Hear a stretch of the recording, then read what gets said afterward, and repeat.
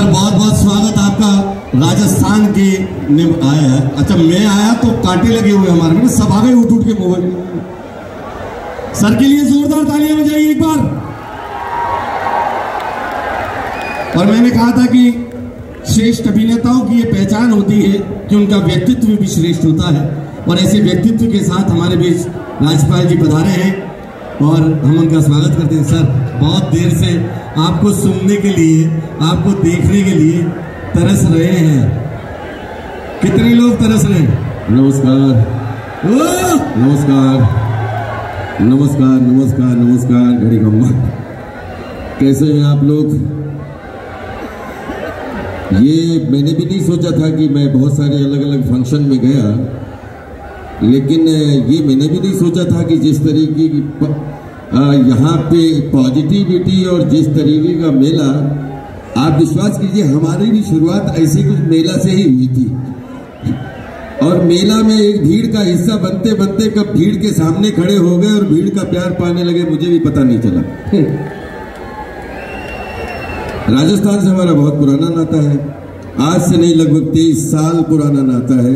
क्योंकि मुझे याद है कि फिल्म जंगल हमने की थी। जंगल करने के बाद में जब दूसरी फिल्म शूट करने आया था तो वो राजस्थान जयपुर में तुम कौन भूल पाएंगे, और वो फिल्म शूट हुई थी। और उसके बाद 23 साल से लगातार एक दूसरे को नहीं भूल पा रहे हैं। अच्छी बात है। आप सबके लिए ढेर सारी तालियां बजाइए, ताकि आप जिस ऊर्जा से कलाकारों को विश्वास दे रहे हैं, प्यार दे रहे हैं, और जितनी तालियां जितना प्यार आप लोगों ने मुझे दिया है, उसमें 1-0, क्योंकि मुझे पता नहीं है कि हीरो किसको कहते हैं, लेकिन मुझे 0 का बहुत अच्छा अंदाजा है। और हीरो जहां भी 0 लगता है, वो चाहे सल्तनत हो, वो चाहे आदमी हो, चाहे भीड़ हो, चाहे कहीं भी हो, जहां 0 लगता है वहां से 10 गुना किसी की संपत्ति बढ़ जाती है या किसी की विपत्ति भी बढ़ जाती है। इसलिए 0 से हमेशा सावधान रहिए। हीरो से कोई खतरा नहीं है जीवन में।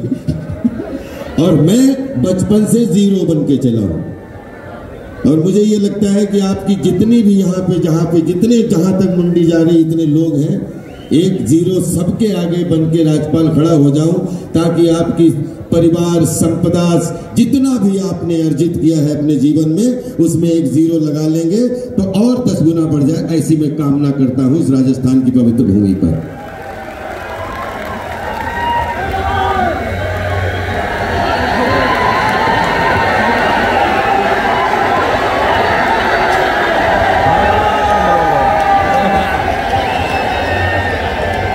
जब लोगों का ऑफर मिला कि मेला में मुझे आना है, तो मैंने कहा यार मैं अभिनेता हूँ, या तो थिएटर करता हूँ या फिल्में करता हूँ।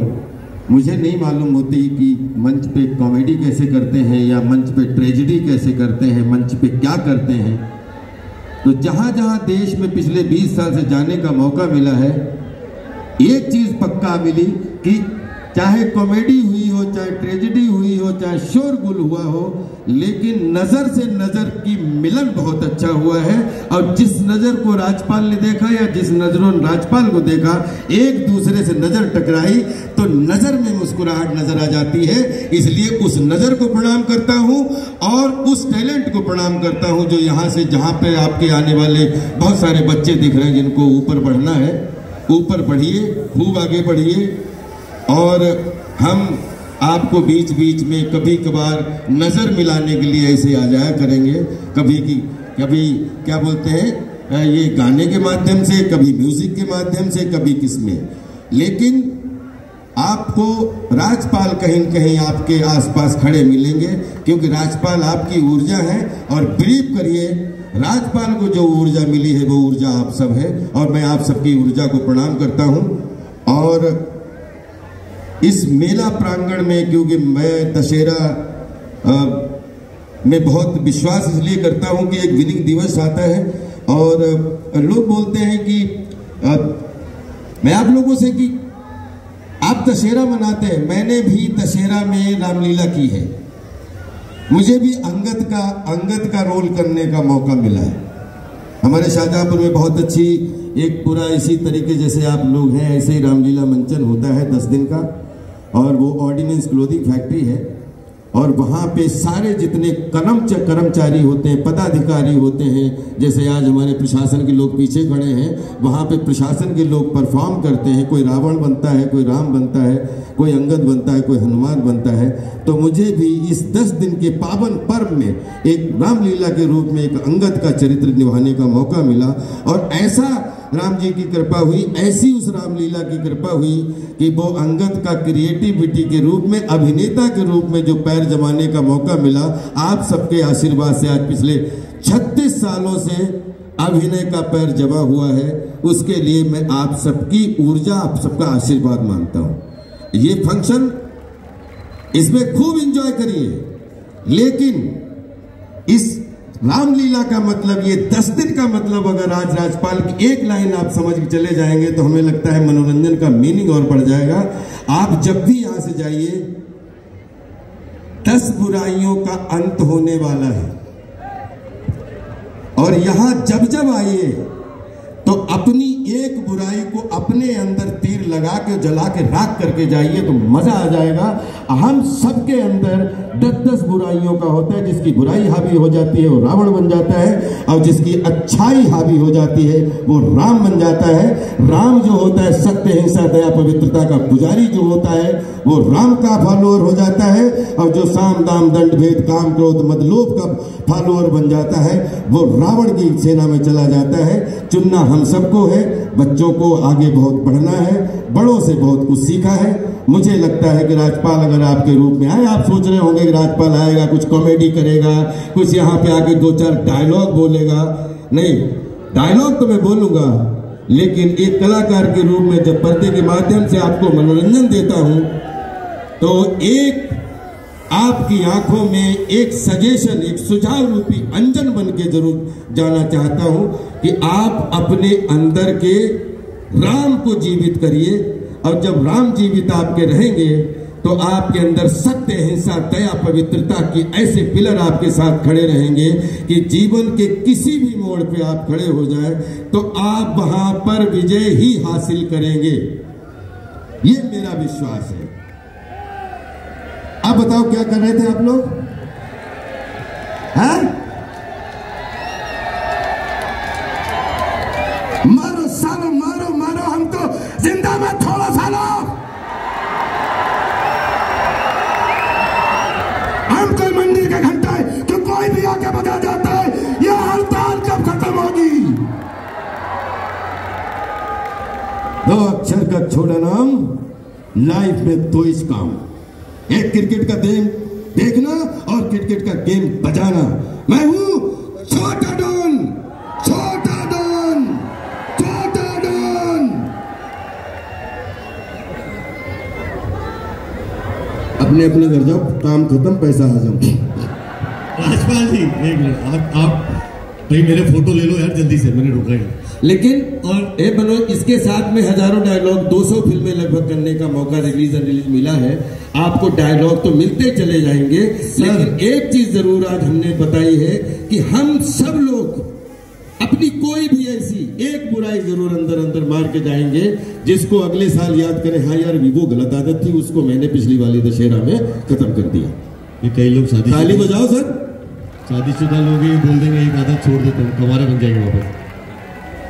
नहीं, उनको ये जिम्मेदारी उठाने की जरूरत नहीं है, क्योंकि ये बनवे है, इसमें एक बार चलेगा तो वापस जाने का, वापस मुड़ने का कोई भी रास्ता नहीं होता।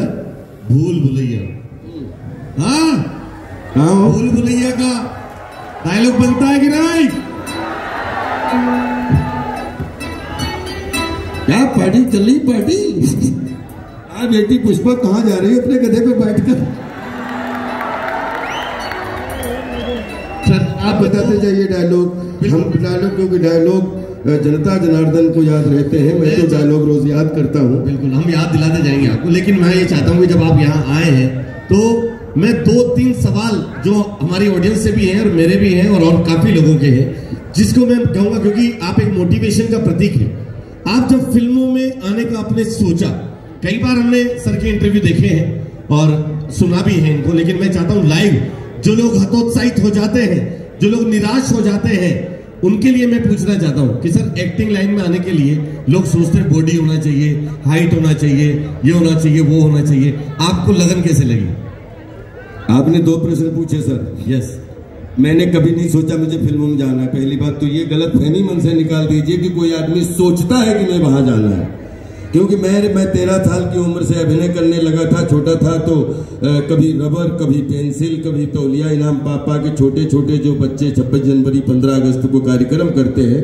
जब 9th में आया तो उसके बाद मैं प्रॉपर नाटक करने लगे था, और नाटक करने के साथ में फिर नाटक जब ग्रेजुएशन हुआ तो पैरेलल शाहजहांपुर में थिएटर करता रहता था, नुक्कड़ नाटक किए। फिर उसके बाद में जो है भारतेंद्र नाट्य अकेडमी है लखनऊ में, उसमें 2 साल के लिए स्टेट स्कॉलर बना, और उसके बाद राष्ट्रीय नाट्य विद्यालय नई दिल्ली है 3 साल नेशनल स्कॉलरशिप को पाने का मौका मिला। तो मेरे पास में सिनेमा या क्रिएटिविटी के अलावा, जाने के अलावा कोई रास्ता ही नहीं था। मुझे सिनेमा में ही जाना था, और इसमें सोचने वाली बात नहीं है, क्योंकि अगर आप पुलिस के में भी जाना चाहते हो कि पुलिस में हमें सोचना है, हम पुलिस में जा रहे हैं, नहीं जा सकते। वो तो आपको भर्ती पानी है, और उसके लिए आप सुबह 6 बजे 5 बजे उठ जाते हैं।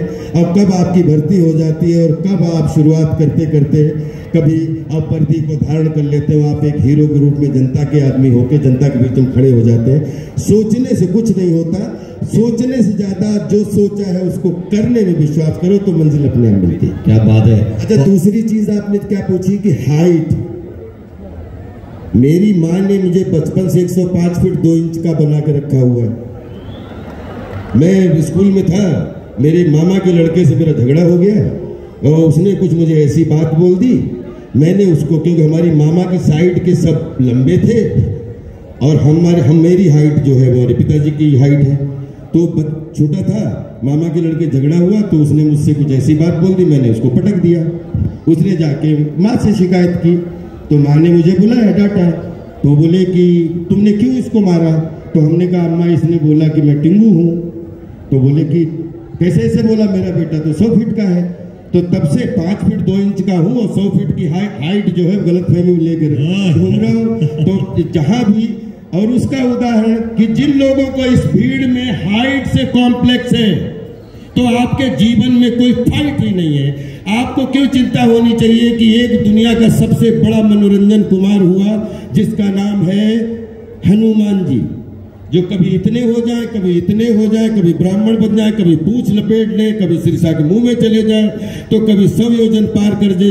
जो हमारे मैथोलॉजी के दुनिया के सर्वश्रेष्ठ कैरेक्टर माने गए, जो शिव अंश माने गए, वो हनुमान जी विश्व के नंबर 1 मनोरंजन कुमार हैं। और अगर अपन अपने बीच में आए तो चार्ली चैपलिन साहब ने आज से 400 गुनी कम सुविधाओं में 7 एवरेस्ट कम से कम खड़े कर दिए क्रिएटिविटी के। तो आज वो पूरी दुनिया ने उनको कॉपी किया। और उसके बाद अभी थोड़े दिन पहले जहां पे आपका एक बंदा भारत रत्न बना, जो 6.5 फीट के मैगरा को देख के और उसकी बॉल को देख के, उसकी टाइमिंग को देख के, बॉल को चक्कर गिन्नी बना के बाउंड्री पहुंचा दे, उसका नाम तेंदुलकर। तो जहां पे हाइट हो और वहां पे लंबी फाइट हो, वहां पे कौन काम आता है? एक जगह एक एरिया है, यहीं से कोयला निकलेगा, यहीं से हीरा निकलेगा, यहीं से सोना निकलेगा। मान के चलिए कोयले का गट्ठर बड़ा होता है, उसमें से सोना और भी तपता है तो थोड़ा हो जाता है, लेकिन हीरा तो हमेशा छोटा ही होता है। तो मैं मान के बैठा हूं बचपन से, इसमें आपको का कोई नुकसान नहीं है कि जिन लोगों को हाइट से प्रॉब्लम है, तो मैं आपसे कहना चाहता हूं कि आप अपने विजन और मिशन की हाइट सोचो। आप हीरा बनके ही निकलोगे, आपको कोई पछाड़ नहीं सकता। क्या बात है सर, काम बड़े होने चाहिए, और इन्होंने काम बड़े करके अपनी हाइट को, मैंने कुछ नहीं किया, मैंने खाली फॉलो किया। काम बड़े करके लोग जा चुके हैं, हम तो खाली फॉलोअर हैं उनके। ये एक अच्छे व्यक्तित्व की पहचान है कि वो इतने बड़े होकर भी कितने सरल मिजाज के हैं। और हमारे भी सर, मैं चाहता हूँ बड़ी देर से, हालांकि मैं पब्लिक में जाता हूँ तो भीड़ में जब पता लगता है, लोगों को विश्वास नहीं होता कि राजपाल पढ़ा लिखा आदमी, क्योंकि हमारे जो कैरेक्टर होते हैं, पुन्नू होते हैं, बुन्नू होते हैं, ये लुल्लू होते हैं, लल्लू होते हैं। तो जिस तरीके कॉर्नर कैरेक्टर्स हमारे होते हैं, और कॉर्नर कैरेक्टर हमेशा मनोरंजन प्रदान करते हैं, लेकिन उन कैरेक्टर्स को जीवंत करने का जब मौका मिलता है, बोलते हैं कि आप जितनी अच्छी मस्खरागिरी करते हो, उससे कहीं ज्यादा अंदर आपके अंदर एक गंभीर मशविरागिरी जब होती है तो आप मस्खरागिरी और भी अच्छी कर पाते हो। बिल्कुल सही बात है, क्योंकि सबसे मुश्किल काम है दुनिया में किसी को हंसाना, और वो काम करते हैं राजपाल सर, और काफी सारी फिल्मों में करते सर। भागम भाग, हाँ, जर्मनी याद दिला रहा हूँ। जर्मनी आ जाओ, जर्मनी चलते हैं सब लोग, एक ही गाड़ी है, सारे लोग बैठ लो। उधर कुछ कहना चाहते? यस, सब देख रहे हैं। यस, ताली वाली बजाकर।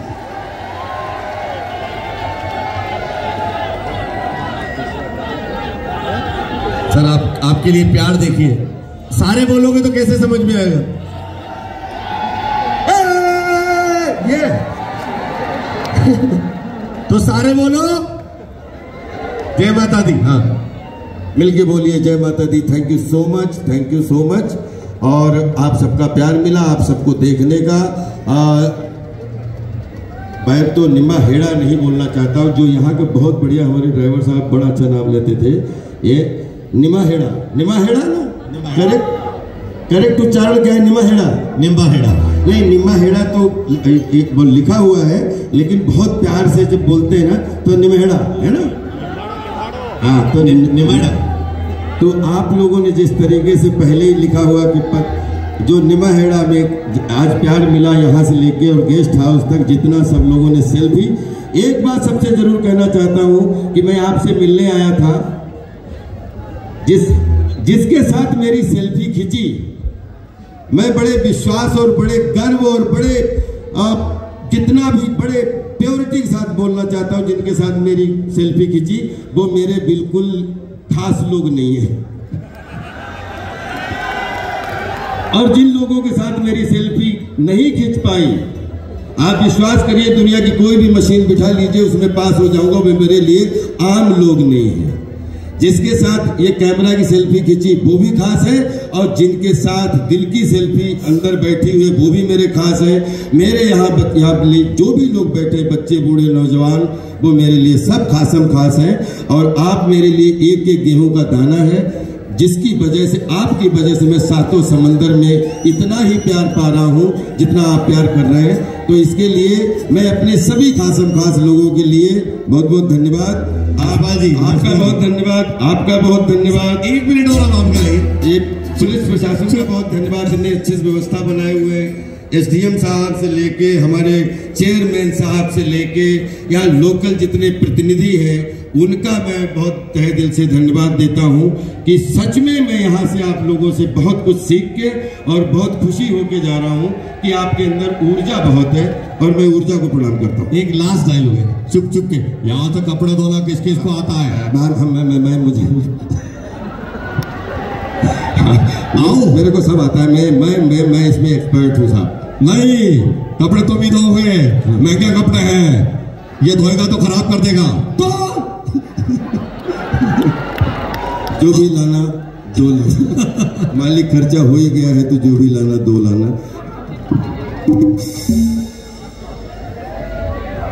चुपके चुपके, वही चुप चुपके में तो 50 डायलॉग हैं। मुझे कोई बोतल से निकला हुआ जिन्न समझते हो क्या? रोज एक से एक बढ़ के काम करवाते चले जा रहे हो। कितने लोग रहते हैं?